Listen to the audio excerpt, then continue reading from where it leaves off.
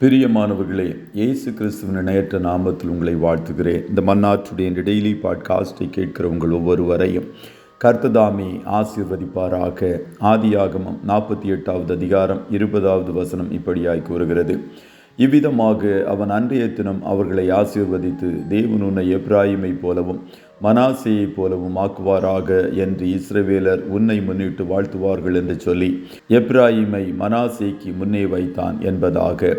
எப்பிராயீமை போலவும் மனாசேயைப் போலவும், be like Ephraim and Manasseh என்ற தலைப்பின் கீழ் இன்றைய மன்னாவை தியானிக்கப் போகிறோம்.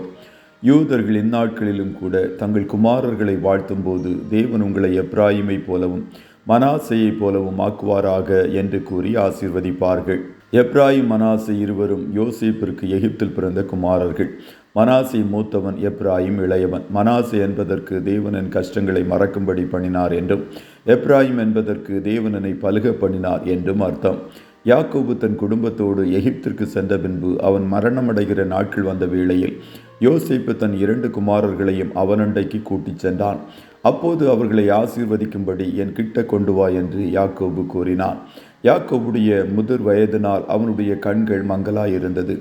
யோசேப்பு அவ்விருவரையும் கொண்டு வந்து, இளையவனான எப்ராயிமை தன் வலது கையினாலே இஸ்ரவேலின் இடது கைக்கு நேராகவும், மூத்தவனாகிய மனாசேயை தன் இடது கையினாலே இஸ்ரவேலின் வலது கைக்கு நேராகவும் விட்டான்.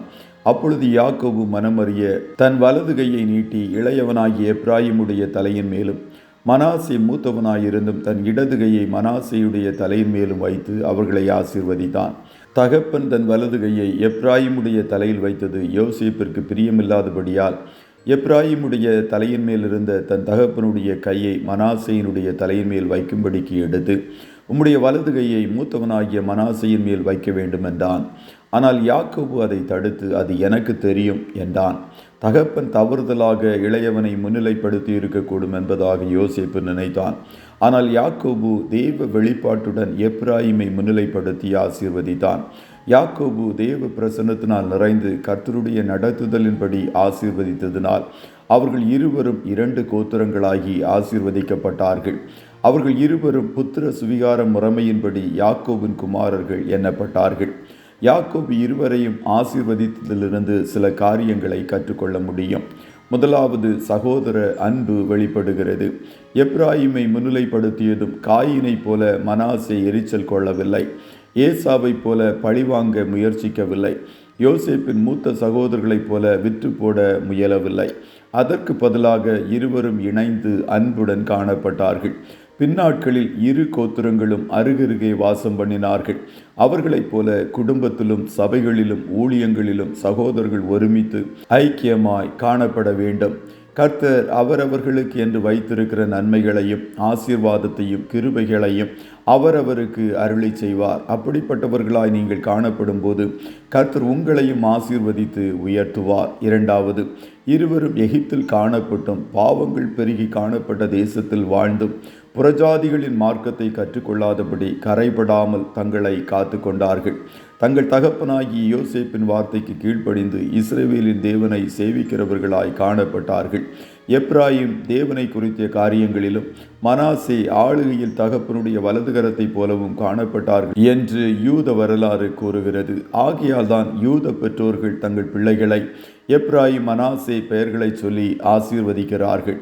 நாமும் பிள்ளைகளை இவர்களுடைய பெயர்களை சொல்லி ஆசீர்வதிக்கும் போது முற்பிதாக்களின் ஆசீர்வாதங்கள் அவர்கள் மேல் தங்கும். அதற்கு மேலாக இயேசுவின் மூலம் பிதாவின் சுவிகார புத்திரர்களாய் நாம் காணப்படுவதனால் இயேசுவின் பெயரை சொல்லி உங்கள் பிள்ளைகளை நீங்கள் ஆசீர்வதிக்கும் போது தலைமுறையாக அவர்கள் ஆசீர்வாதமாய் காணப்படுவார்கள்.